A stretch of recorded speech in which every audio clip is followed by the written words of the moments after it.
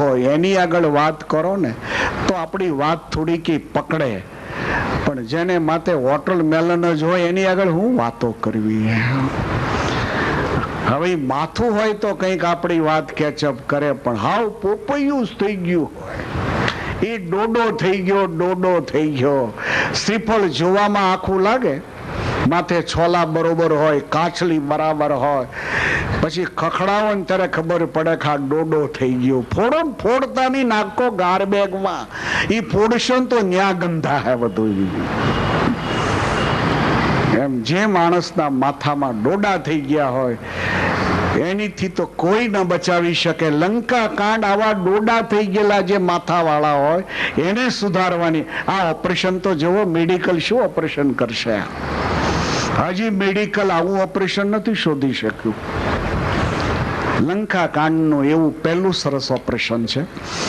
સવારનો સમય થયો, અંગદને મોકલવામાં આવ્યા છે કે સમાધાન જો થતું હોય તો યુદ્ધનો પ્રારંભ નહીં કરવો. આ દરેક સંસારીઓના લેસન છે. આ કથા એમ કહે છે કે કોઈ પણ હિસાબે સમાધાનથી જો સાથે રહેવાતું હોય તો સર્જરી ઉપર જાતા જ નહીં તમે. સર્જરી તો અંતિમ નિર્ણય કહેવાય. એમ દવાથી જ્યાં સુધી મળતું હોય ત્યાં સુધી સર્જરી ઉપર ન જ જાવ. એમ દવાથી જ્યારે રોગ ન મટે ત્યારે સર્જરી ઉપર જવાય. એમ સમાધાનથી જેટલું બને એટલું તમે પતાવવાનું કરો. એમ સમાધાનથી પછી ન પતતું એવું હોય તો પછી તમે જુદા રહેવા જાઓ. એમ ભગવાનને એમ લાગ્યું કે સર્જરી અંતિમ નિર્ણય કહેવાય, પણ અંગદની વાતને રાવણે સ્વીકારી નથી. અંતે યુદ્ધની ઘોષણા કરીને અંગદ પાછા આવ્યા છે. અને યુદ્ધની ઘોષણા કરીને પાછા અંગદ જયારે આવ્યા છે ત્યારે સરકારે હવે લીલી ઝંડી આપી દીધી. અને લીલી ઝંડી અપાતાની સાથે જ સારો એ વાંદર દળ વિશાળ એવા વૃક્ષો છે ને મૂળમાંથી ખેંચી લંકાના ગેટ બધા બંધ હતા. એ વિશાળ વૃક્ષ હોય એને 5-25 વાંદર બરાબર જાલે, અને જાલીને જે ધક્કો મારે પેલા લાકડાનો તો એક જ ધક્કા એ આખો ગેટ બહાર કાઢી નાખે. રામ સૈન્ય જ્યાં તૈયાર થયું તો સામે દશાનંદના સરસેનાપતિએ પણ શંખ ફૂંક્યો. એક બાજુથી રાવણનું સૈન્ય, એક બાજુથી પ્રભુનું સૈન્ય, એનો એક મુકાબલો થયો છે. અને એટલો ભયંકર મુકાબલો હતો. પણ પરમાત્માના રહેલા સૈન્યના વાંદરો રીંછો પથ્થર હાથમાં લઈ જય શ્રી રામ કરીને જ્યાં પથ્થરનો ઘા કરે, તોપનો ગોળો શું એની આગળ. આમ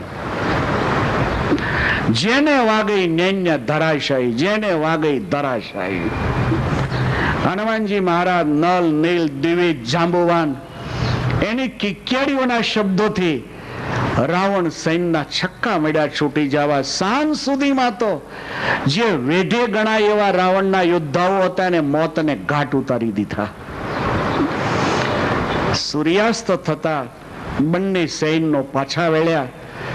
રાવણ પોતાના મંત્રીમંડળની સાથે વિચારવા બેઠો કે આજનું સરવૈયું અને યુદ્ધનું સરવૈયું જોયું ત્યારે ખ્યાલ આવ્યો કે મારા નામચીન યોદ્ધાઓ આજ ખતમ થઈ ગયા બધા. તો રાવણ કે છે કે રામદળનું સરવૈયું, અને રામદળનું સરવૈયું જયારે જોયું ત્યારે એક પણ વાંદર એમાં મરેલો નથી. એમ રાવણ કહે છે કે આમાં એક વાંદર કેમ નથી મરેલો? એમ સાંજ સુધીમાં એક બી વાંદર નહીં મળ્યો. રાવણનો મેન માણસ કેમ કહે છે કે મહારાજ સાંજ સુધીમાં વાંદર તો ઘણા મર્યા જ હતા, પણ સાંજે એ તાપસી રણભૂમિમાં જયારે નીકળે છે ત્યારે એની આંખો જે મરી ગયેલા વાંદર હતા એની ઉપર પડી હતી, તો એ વાંદરના હાથ પગ કપાઈ ગયા, હંધાઈ ગયા હતા અને જીવતા થઈ અને જય જય રઘુવીર સમર્થક જય એમ બોલતા બોલતા એની પાછળ પાછળ જતા હતા. જેટલા વાંદર મર્યા હતા એ બધા જીવતા થઈ ગયા. એટલે રામ પક્ષની નુકસાનીમાં 0 છે અને આપણી નુકસાનીમાં 75% નુકસાની છે. મહારાજ આ રીતે જો યુદ્ધ ચાલે તો કાલ સાંજ સુધીમાં લાગે છે કે કદાચ લંકાની સલામતી જોખમાય. અને દશાનંદનો મગજ ગયો. દશાનને અવાજ કર્યો છે કે મારો સેનાપતિ થઈને તો આવી રજૂઆત કરે છે, જ્યાં તને સસ્પેન્ડ કરવામાં ગાંડો જ થયેલો. એટલે બીજા દિવસની સવાર થઈ છે. બીજા દિવસની સવારે મેઘનાદ પોતે સર સેનાપતિ પદે આવ્યો છે. મેઘનાદની કથા સાંજની કથામાં લઈશ. એનું પણ લેસન બહુ ફાઇન છે, બહુ સરસ લેસન છે. પણ એ સાંજે, અત્યારે લેસન લેવું છે કુંભકર્ણની કથા ઉપર. એ લેસન બહુ ફાઇન છે કે કદાચ દૂધમાં છાશ નાખી દીધી તો ભલે દૂધને દૂધ ન બનાવી શકાય, બાકી આવો સંસાર કોઈનો જોડાઈ ગયો હોય તો એનું દૂધ બનાવી શકાય. એ કથા છે. આ સરસ લેબોરેટરી છે. લંકા કાળની લેબોરેટરી એમ કહેશે કે એકવાર જીવન આવું બન્યા પછી પણ એને સરસ બનાવી શકાય. તમને દવાઓ બતાવી, એમ બહુ સહેલી દવાઓ પાછી. એક પૈસાનો ખર્ચો નહીં થાય. બાયપાસ કરવો હોય તો રૂપિયા 2 લાખ થાય, અને તો એમ કે 10 વર્ષ પછી હાંચવવાનું. એમ બોલો, આ સર્જરી લંકા કાંડ જે કરશે એ કાયમને માટેની સર્જરી, કાયમ માટેની. એક પૈસાનો બી ચાર્જ નહીં. એમ બિલકુલ ખર્ચો નહીં થાય. એમ અદભુત છે આ કથા. તો મેઘનાદે ભગવાન રઘુનાથજી અને લખનને નાગપાશનું જે બાણ માર્યું, તો નાગપાશના બાણથી ભગવાનને લખનને નાગપાશથી બાંધી દીધા. બંને બે શુદ્ધ થઈને ઢળી પડ્યા. સાંજનો સમય થઈ ગયો. ભગવાનને ઉઠાવીને હનુમાનજી મહારાજ લખનને ઉઠાવીને દ્વિવિધ સુવીર પર્વતના શિખર ઉપર આવ્યા છે. સારા એ યુથપતિઓ ચિંતામાં ડૂબી ગયા કે નાગપાશથી બંધાયા, હવે શું થાય? અંતે સુષેણ વિભીષણની સલાહથી હનુમાનજી મહારાજ ગરુડને લાવે છે અને ગરુડ નાગપાશમાંથી મુક્ત કરે છે. ભગવાન અને લખન જયારે સભાન થાય છે ત્યારે વાંદર દળે જય જયનાદ કર્યો. આ જય જયનાદ રાવણને કાને પડ્યો. મેઘનાદને કહે છે કે મેઘનાદ, તું એવું કહેતો હતો કે બેયને નાગપાશથી બાંધ્યા છે, હવે બ્રહ્મા આવે ને તો એ બે બેઠા નથી થવાના. આ જયનાદ સાંભળતો. હમણાં જ ગુપ્તચર વિભાગમાંથી સમાચાર મળ્યા છે કે નાગપાશમાંથી બે તાપસી મુક્ત થઈ ગયા છે. મેઘનાદ કહે છે, પિતાજી ચિંતા મત કરે. દેખે હું કાલી મોર મનુ જાય, મોર મનુ બહુતા આજ કરે બળતાઈ, અબ ઈ બહુતા કરો मैं बड़ाई, देखे वो काली, देखे वो काली मोर मनु जाई. પિતાજી ચિંતા ન કરો. મેઘનાદના વાથામાં આવું એક જ બાણ છે એમ તમે કેમ માની લ્યો છો? કાલ સાંજ સુધીમાં તાપસી ન હોય ખ્યા. અને મેઘનાદ જે કોપ્યો છે સામે લખન ભૈયા છે. ઘડીક ભર તો યોદ્ધાઓ યુદ્ધને છોડી દઈ અને લખન અને મેઘનાદનું યુદ્ધ જોવા ઉભા છે. ઘડીક મેઘનાદની તાકાત વધતી દેખાય તો ઘડીક લખનની તાકાત વધતી દેખાય છે. આ રીતે યુદ્ધનો મુકાબલો ચાલતા ચાલતા સાંજનો સમય થવાયો. આકાશ માર્ગે રેલા મેઘનાદને એમ લાગ્યું કે હું સમજતો હતો એ પ્રમાણે આ તાપસીને જીતવો છેલ્લો નથી. લખન ભૈયાનું ધ્યાન ચૂકાવીને અમોઘ સાંગનો એક પ્રહાર કર્યો અને એ સાંગ સીધી જ છાતીમાં ઘૂસી ગઈ. આ સાંગનું જે લોઢું બનાવવામાં આવેલું એવા પોઈઝન અને કેમિકલ્સથી બનાવવામાં આવેલું કે બ્લડને ટચ થાય તો 2.5 ફૂટની લંબાઈ એની હતી. એ 2.5 ફૂટની લંબાઈ બ્લડને સહેજ અને ટચ થાય તો એ 2.5 ફૂટની એ લોખંડની જે સાંગ હતી એ બ્લડની સાથે ઓગળતા ઓગળતા ઓગળતા 1.5 ફૂટ રસ થઈ જાય. લખનના સારા એ શરીરમાં 1.5 ફૂટની એ કેમિકલ્સ વાળી જે સાંગ હતી એ બ્લડની સાથે મિશ્રિત થઈ ગઈ. લખન બેભાન થઈ ગયા છે. આ કથા પણ સુંદર છે. મારે જવું છે ઓલા ઓપરેશન ઉપર કે માણસને કેમ સુધારી શકાય છે. અંતે સુષેણ વૈદના માધ્યમથી હનુમાનજી મહારાજ દ્રોણાચલ પ્રહારને લાવ્યા છે અને જેમાંથી મૃત સંજીવની ઔષધિ છે એ સુષેણ વૈદે લઈ અને લખનને જ્યારે પાય છે ત્યારે લખન પાછા બેઠા થયા છે. વાંદર દળનો જયનાથ જ્યારે સાંભળ્યો ને ત્યારે દશાનંદ મેઘનાદને કહે છે કે મેઘનાદ, તું એમ કહેતો હતો કે આજ નાનો તાપસી હવે કાયમ માટે સૂઈ ગયો. આ સાંભળતું જય જયનાથ હે. મેઘનાદ કહે છે પિતાજી આપ ચિંતા નહીં કરો. હું એમ સમજતો છું કે આ તાપસીની સામે એવી કોઈ તાકાત મારે નહીં વાપરવી એમ, પણ હવે એમ દેખાય છે કે આ તાપસી કોઈ સાધારણ નથી એમ. પિતાજી કાલ પૂરતો કોઈ પણ મોરચો સંભાળે એવી વ્યવસ્થા આપ કરો. બસ મારે નિકુંભિકા છે એની આરાધના કરવી છે અને નિકુંભિકાએ મને જે દિવ્ય રથ અને દિવ્ય ભાથો આપ્યો છે એ નિકુંભિકાથી મને મળી જાય પછી આપ જોવો કે. એટલે દશાનને વિચાર્યું કે મેઘનાદને કાલે તો આરામ આપવાનો રહ્યો, તો એ મોરચો કોણ સંભાળશે? એટલે વિચાર્યું કે કુંભકર્ણને જગાડું, બાકી કોઈ યોદ્ધા એવા છે નહીં. હવે કુંભકર્ણની કથા શરૂ થાય છે. એનું લેસન મેં તમને પહેલા લખાયું હતું કે દૂધમાં છાશ પડે પછી દૂધને દૂધ બનાવી નથી શકાતું. એમ મેરેજ કોઈ આવા જ માણસની સાથે થાય પછી એને માણસ બનાવવો બહુ કઠિન હોય છે. તો રામાયણ એમ કહે છે કે હવે તમને દૂધમાં છાશ પડ્યા પછી દૂધ કેમ બનાવી શકાય, એમ આવા માણસને કેમ લાયક બનાવી શકાય એની દવા તમે સાંભળો. કે રાવણના મેરેજ થયા પછીથી કુંભકર્ણના મેરેજ માટે રાવણને એક મોટું ટેન્શન થયું. કુંભકર્ણને કોઈ છોકરી આપવા તૈયાર નહીં. આની હાઈટ બહુ ઊંચી હતી, 2 માળ જેટલી હાઈટ હતી. એમ નહીં તો 40-50 ફૂટની હાઈટ હતી એની. એટલો જાડાઈમાં હતો પાછો. એમ આ માણસ 6 મહિના સુધી સતત ઊંઘી રહેતો. એમ 6 મહિને એક જ વાર જાગતો અને જ્યારે જાગે ત્યારે 500 પાડાનું મીટ એની રસોઈ જેવી ખાઈ જતો અને 500 ઘડા દારૂના પી જતો. અને પછી વેશ્યાઓની વ્યવસ્થા રાવણે કરી હોય એની હારે નાચગાન કરે.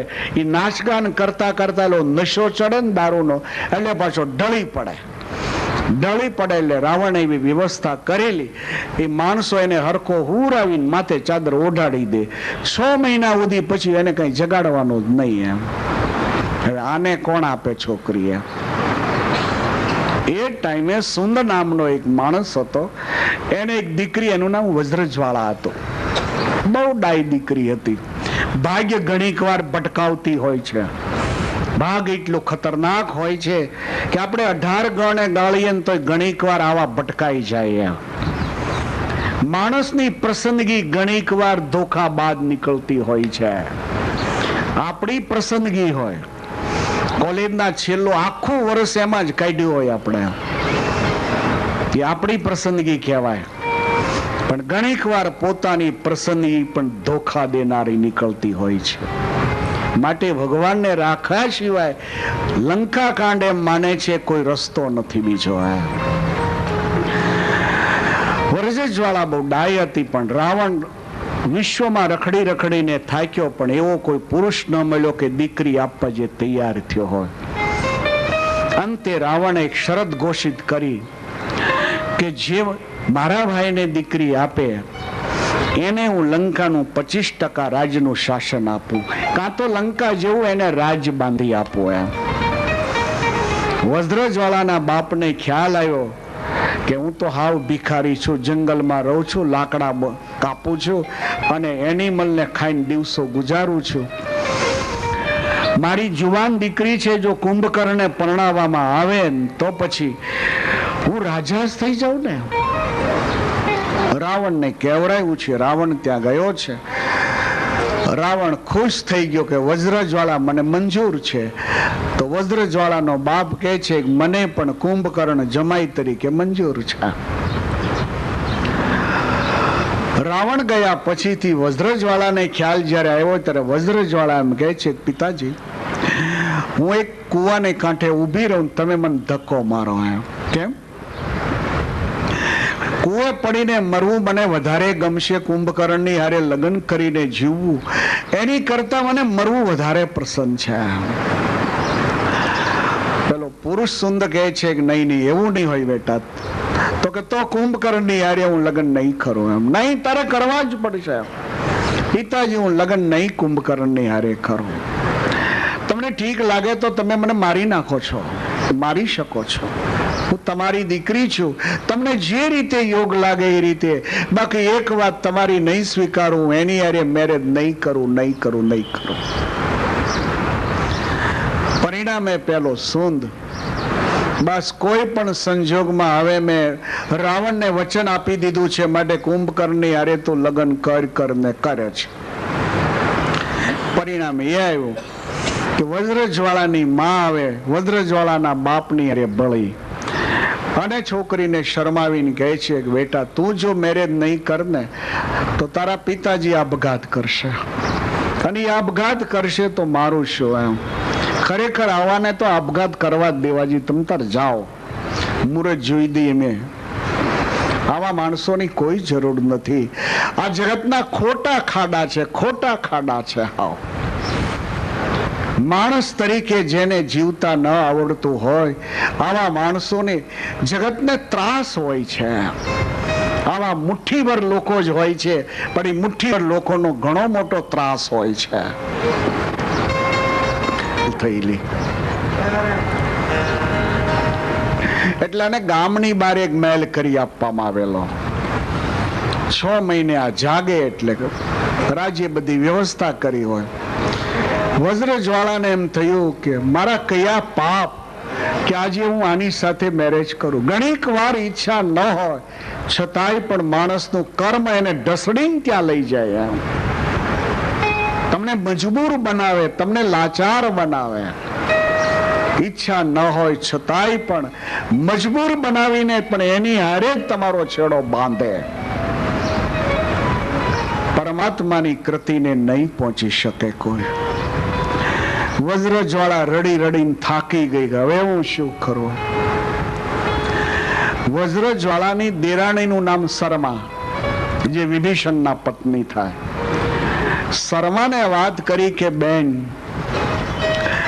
એવો કોઈ રસ્તો ખરો કે આને સુધારી શકાય? એમ શર્મા કહે છે કે બેન, આનો શું રસ્તો? એમ મારે નહીં કહેવું જોઈએ, પણ બેન તારું ભાગ્ય ફૂટ્યું કે જેને કારણે આ તારો ધણી બન્યો, તારું સૌભાગ્ય બન્યો.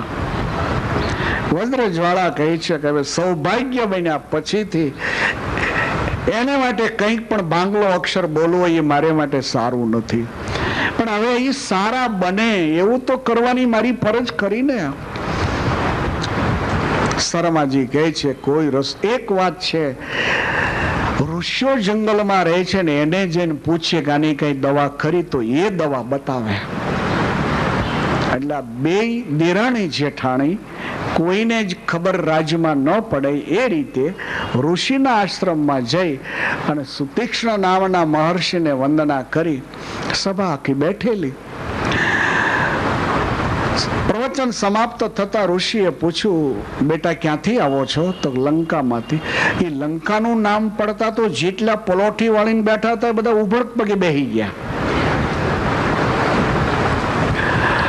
બોલે છે કે નામ, એટલે શર્માજી કહે છે કે આ મારા જેઠાણી થાય છે, એ કુંભકર્ણના પત્ની છે, એનું નામ વજ્રજ્વાળા. એ કુંભકર્ણનું નામ સાંભળતા તો એક સુતીક્ષ્ણ, બાકી બધા વહી ગયા કે કુંભકર્ણની પત્ની તો એની કરતા ભયંકર હોય ને. કે હંમેશા મેલ કરતા ફિમેલ વધારે ક્રોધિત હોય. લાઈન કરતા લાઈન જ જોજો તમે. સ્નેક કરતા નાગણ તમે જુઓ, નાગ કરતા નાગણ વધારે ક્રોધિત હોય. તમારામાં એવું નથી હોતું પુરુષોમાં, આ એનિમલમાં એવું હોય. માણામાં એવું હોય, જાજો કોકણે ઘેરે ક્યારેક થબકો દેવા. ઓલો પુરુષ તો સોફામાં બેઠો હોય, છોકરાની માં ઉધડો લઈને તરત આવે, અમે તો કાંઈ નથી કર્યું, તમે ખોટા અમારા વાંક કાઢો છો, અમારો બાબો તો બહુ ડાયો છે, મોઢેથી માખ્યું નથી ઉડતી, એ તમારા બાબાની પેન લઈ જાય, ચોપડી ફાડી નાખે. બોલો, પુરુષ તો બેઠો અંદર, છોકરાની માં ઉધડો લઈ આપણને. ભાડું ઉઘરાવા જાજો, ક્યારેક ખબર પડે. ભાડું ઉઘરાવા જાજો, પુરુષ તો બેઠો હોય એમનો. આખી સભા ખાલી થઈ ગઈ. મુનિ કહે છે કે તમે વિભીષણ અને કુંભકર્ણના બંને પત્નીઓ છો, તો કે અહીંયાવાનું શું પ્રયોજન બાપજી? આ મારી જેઠાણી વજ્રજવાળા છે ને, એ કુંભકર્ણની વાત તો આપ જાણતા હશો. તો જાણું જ છું ને, આ જો ને આ બધું ખાલી થઈ ગયું, હું એક બેઠો છું. બસ એ ડાયા કેમ થાય, એ ડાયા કેમ થાય? આ ડોડો થઈ ગયો છે, એ ફરીવાર પાછું શ્રીફળ કેમ થાય? સુતીક્ષ્ણ વિચાર કરે કે આ કેશ કેવો લઈને બે બહેનો આવી. એમ બોલે છે કે એકવાર દૂધમાં છાશ પડે તો એ દૂધ ન બને. બાપજી દયા કરો, કોઈ રસ્તો? હા, એક રસ્તો છે. શું? કે એ 6 મહિને જાગે છે ને, તો કે 6 મહિને જાગે ત્યારે દારૂ પીવે છે ને. કોને હાથે પીવે છે? તો પેલી વેશ્યાઓ નર્તકીઓ જો એને હાથે પીવે છે. એક કામ કરો, તમારા મહેલમાં એક વિષ્ણુનું સ્વરૂપ રાખો અને સવારે કાયમ તમે 1000 તુલસી દળ ચલાવો. 1008 ઓમ નમો ભગવતે વાસુદેવાય એમ બોલે.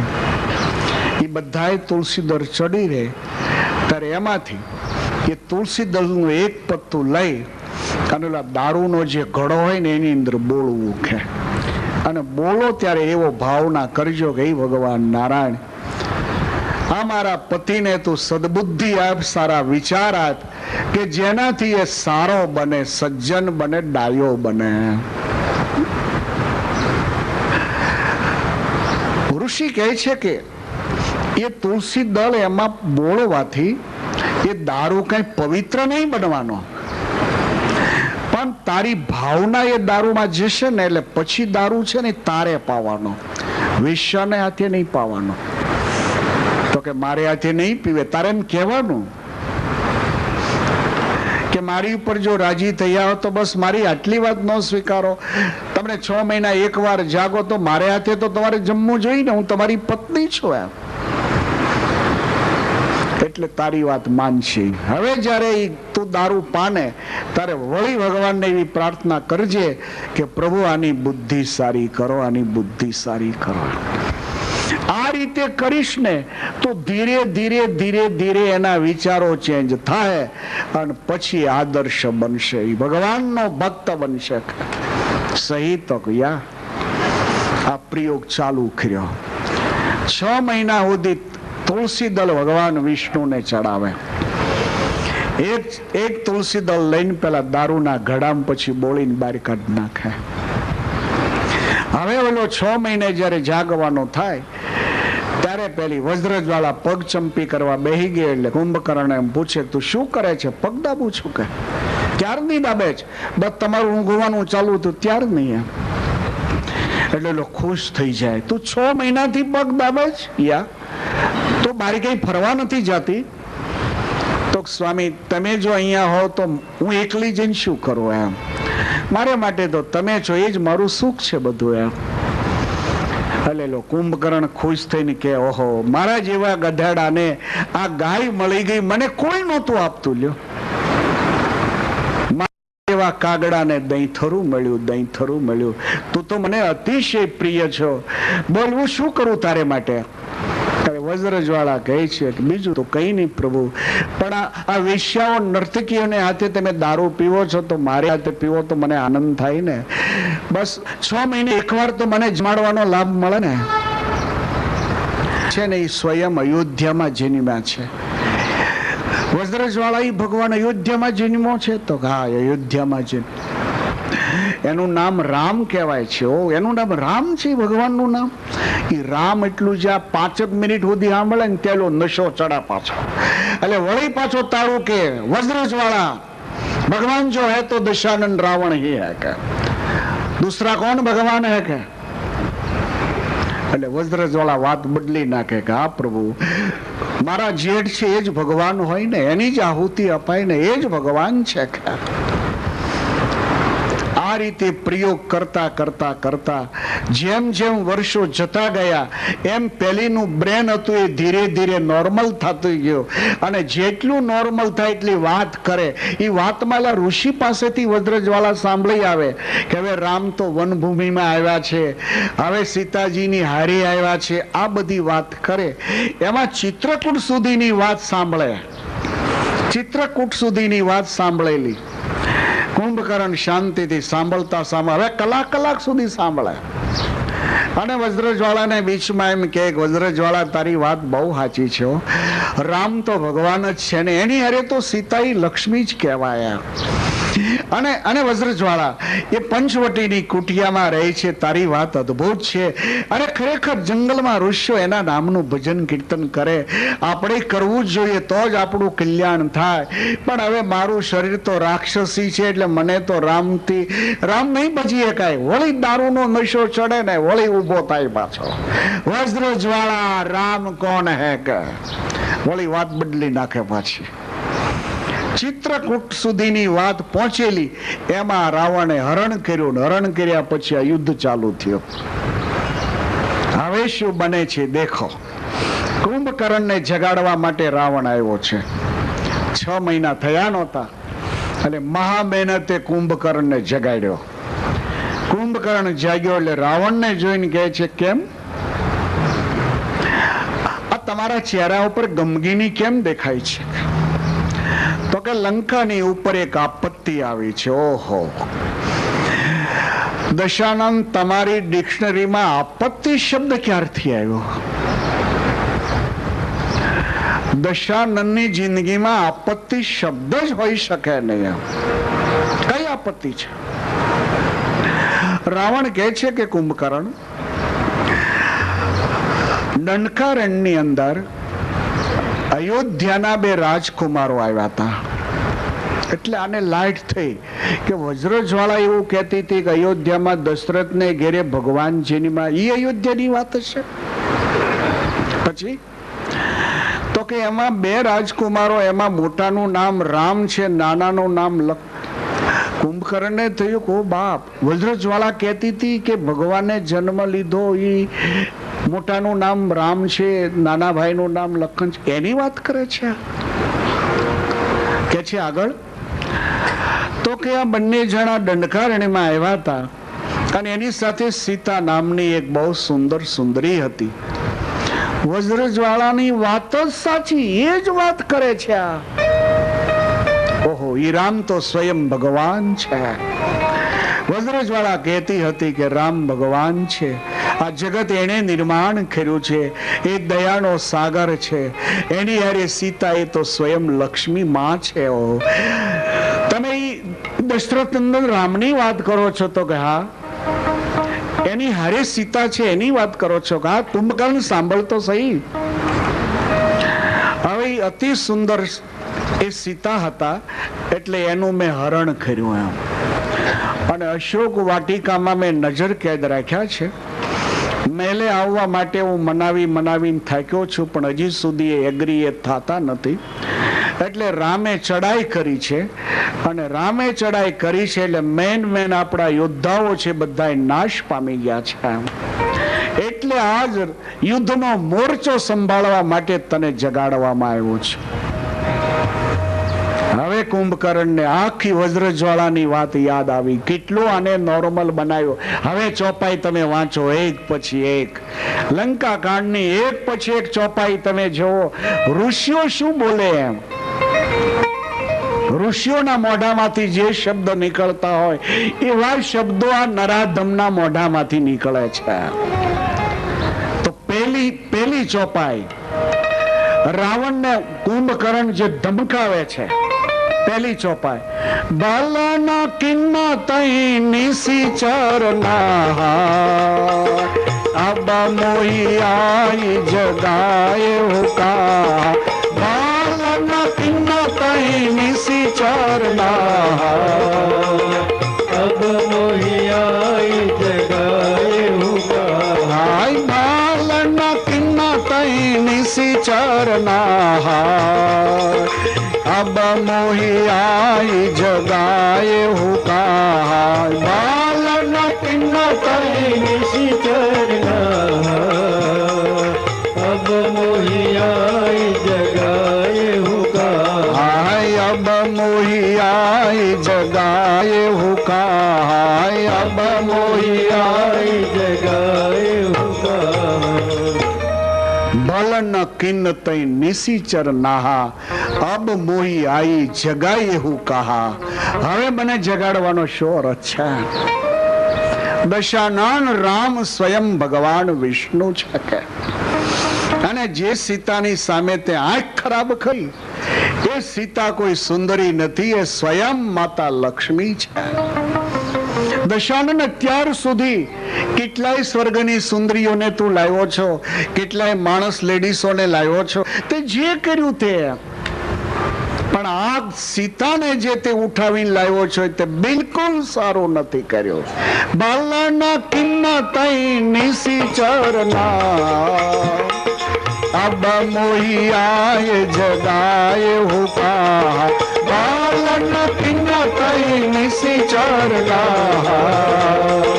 અબ મોહી આય જગાએ હુકા. હાય બાલના કિન્ના તઈ નિસી ચરના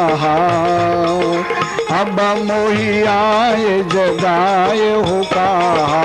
બાલના કિન્ના તઈ નિસી ચરના અબ મોહી આય જગાએ હુકા. હાય અબ મોહી આય જગાએ હુકા. હાય અબ મોહી આય જગાએ હુકા. અબ મોહી આઈ જગાએ હું કહા. સીતાજી માટે વિચાર તારા જ્યારે ખરાબ થયા, જ્યારે એનું હરણ કરવાનો તે નિર્ણય લીધો, એ ટાઈમે મને જગાડવો હતો ને. એ ટાઈમે મને જગાડ્યો હોત તો હું તને કદમ ભરવા ન દેત.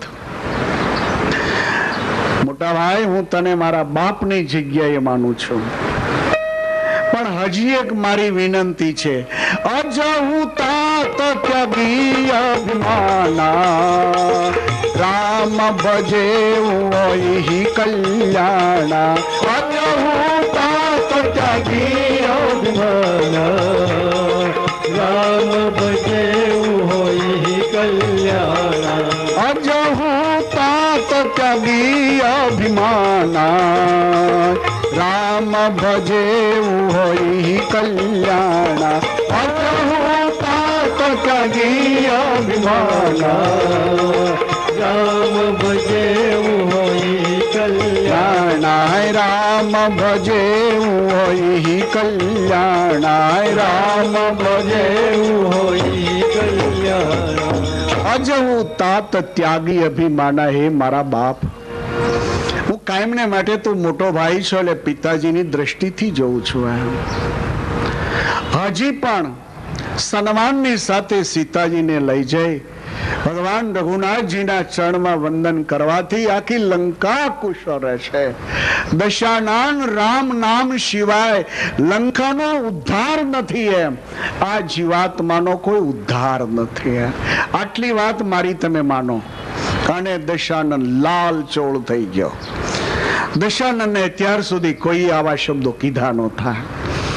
દશાનન તાડુકી ઉઠ્યો છે. કુંભકર્ણ, હું તારી પાસેથી કોઈ જ્ઞાનની વાત સાંભળવા નથી આવ્યો. મેં સીતાનું હરણ તારા કાંડાના બળ ઉપર નથી કર્યું. કુંભકર્ણ, સીતાનું હરણ મેં મારા કાંડા આધારે કર્યું છે. આ તો મને એવો વિચાર થયો કે મેઘનાદને આજ વિરામ આપવાનો છે, એટલે તું યુદ્ધનો મોરચો સંભાળ. પણ હવે મને ખ્યાલ આવે છે તું એક તાપસીથી ડરી ગયો છો. આમ કુંભકર્ણ કહે છે મોટા ભાઈ બિલકુલ નથી ડર્યો, હું કાળથી પણ ડરું એવો નથી.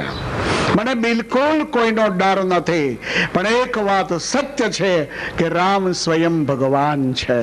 અજહુ તાત ત્યાગી અભિમાના, રામ ભજેવું હોય કલ્યાણ. અજહુ તાત ત્યાગી અભિમાના, રામ ભજેવું હોય કલ્યાણ. અજહુ તાત ત્યાગી અભિમાના, રામ ભજેવું હોય કલ્યાણ. અજહુ તાત ત્યાગી અભિમાના, રામ ભજેવું હોય કલ્યાણ. રામ ભજેવું હોય કલ્યાણ. રામ ભજેવું હોય કલ્યાણ. અજહુ તાત ત્યાગી અભિમાના. બાપ તું અભિમાન હટાવ, રામ ભજેવું હોય કલ્યાણા. રામના નામના જપથી, એના ચરણમાં શિર મૂકવાથી સારી લંકાનું કુશળ રહેશે. દશાનંદ કહે છે કે મારે તારી વાત નથી સાંભળવી, તું ડરપોક છો. એમ તો એક કામ કર, હવે ચર્ચા ભવનમાં આવું કે તારી સાથે વાત કરવામાં મને ફાવતું નથી. એમ આની હાઈટ ઊંચી બહુ, રાવણની હાઈટ નીચી બહુ હતી. કુંભકર્ણ જે બોલે છે પૂરા શબ્દો આને હમણાં નથી. ચર્ચા ભવનમાં આવી કહેતો. હવે બેને વાત કરવા માટે એક મકાન બનાવેલું, અને મકાનની ઊંચાઈ લગભગ નહીં તો 50-60 ફૂટની ટેરેસ બનાવેલું. એ ટેરેસ ઉપર રાવણ ઉભો રહ્યો, કુંભકર્ણ નીચે ઉભો રહ્યો, એટલે બેયના ફેસ આમાં આવ્યા. અને બેયના ફેસ જયારે સામા આવ્યા ત્યારે રાવણ એમ કહે છે, કુંભકર્ણ, હું એવું માનતો હતો કે મારો ભાઈ છે, વીર યોદ્ધો છે, પણ આજ મને ખબર પડી કે એક તાપસી જેવા, એક જંગલથી જંગલ ભટકનાર એક તાપસી, એનાથી તું ડરી જાય છે.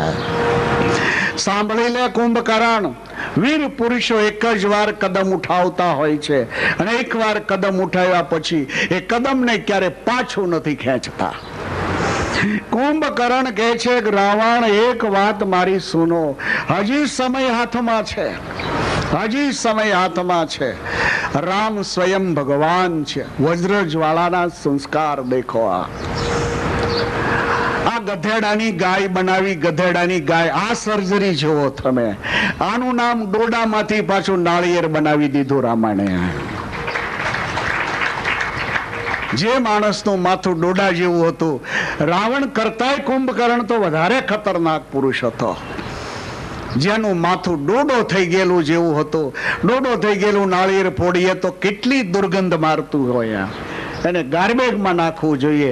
આ ગાર્બેગ જેવો પુરુષ વજ્ર જ્વાળા, આ તો હજી 5-10 વર્ષ જ પ્રયોગ થયો, અને એમાં 6 મહિને એક વાર જાગે, એટલે વરમાં 2 વાર જ પ્રયોગ થતો. કાયમ જો પ્રયોગ થાય તો વરસ દાડે પરિણામ ચેન્જ આવી જાય. એટલે આપણી હિન્દુ સંસ્કૃતિમાં રામાયણ કાળ પછી બહેનોના માંગમાં સિંદૂર પુરાય છે. અને આ સિંદૂર કોણ પૂરે છે? તમને તો ખબર હોય છે ને, હું સાધુ છું, તમે થોડા છો. આ સિંદૂર પુરુષ પૂરતો હોય છે. એ સૌભાગ્યનો સિંદૂર પૂરે છે. અને સિંદૂર પુરાય ત્યારે ભાવના કલ્પાય છે કે ભવિષ્યમાં મારું માથું જો એલા ડોડા નાળિયેર જેવું થઈ જાય ને તો પાછું હરકું તું કરજે. એને માટે સિંદૂર પુરાય છે. આ જવાબદારી બહેનોની છે. માટે કોઈ ઘર એવું ન રહેવું જોઈએ જે ઘરમાં ભગવાનનું સ્વરૂપ ન હોય. અને આ કથા પછી દરેક બહેનોએ નિયમ લેવો જોઈએ, ઘરમાં જે કંઈ તૈયાર થાય એ ફૂડ ભગવાનને ધરાવીને પછી જ ઘરના સભ્યોને ખાવા દેવું. તમે વાતથી સુધારવા માંગશો તો નહીં સુધરે માણસ. માણસને વાતથી સુધારી નથી શકાતો. માણસને ખીજાઈ નથી સુધારી શકાતો. તમે ખીજાવ જાઓ તો ઓર ખીજાય, ઓલ્યો ફ્રન્ટ થઈ જાય પાછો. એ પશુ માટેના નિયમો છે. પશુને લાકડી લઈને તમે હરખું કરી શકો એમ. માણસને ખીજાવાથી માણસ ન બદલી શકાય.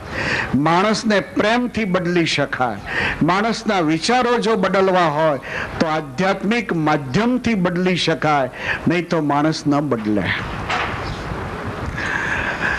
કુંભકર્ણ રાવણની વાતોને સાંભળીને હવે છેલ્લે એમ કહે છે, ભલે હું આવીશ જ, હું તારે માટે મરવા તૈયાર જ છું, માટે તમે નીચે આવો. હવે રાવણને કહે છે.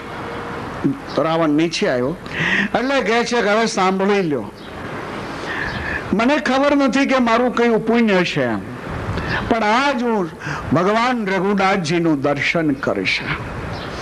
આજ આ પાપી આંખોથી એ શ્યામ સુંદરની હું ઝાંખી કરીશ. ત્રિવિધ તાપની શાંતિ આપનારું પ્રભુનો એ મુખારવિંદ છે, એનું દર્શન કરીશ, એના ચરણારવિંદની હું ઝાંખી કરીશ. અને પછી એના બાણથી આ પાપી શરીરનો છેડો આવશે અને દશાનન ભગવાનના હાથના સ્પર્શથી પવિત્ર બનેલું એ બાણ એ જ્યારે મારી છાતીમાં ઘૂસશે અને કુંભકર્ણનો પ્રાણ જ્યારે નીકળશે ત્યારે દશાનન સાંભળી લ્યો, ઋષિઓને તો કદાચ રામે વૈકુંઠ આપ્યું હશે, પણ મને બી એને વૈકુંઠ આપવું પડશે. अब बड़ी अंक बेटा हूँ मोई भाई, नयना सुफल करो मैं जाई. अब बड़ी अंक बेटा हूँ मोई भाई, लोचन सुफल करो मैं जाई. अब बड़ी अंक बेटा हूँ मोई भाई, नयना सुफल करो मैं जाई.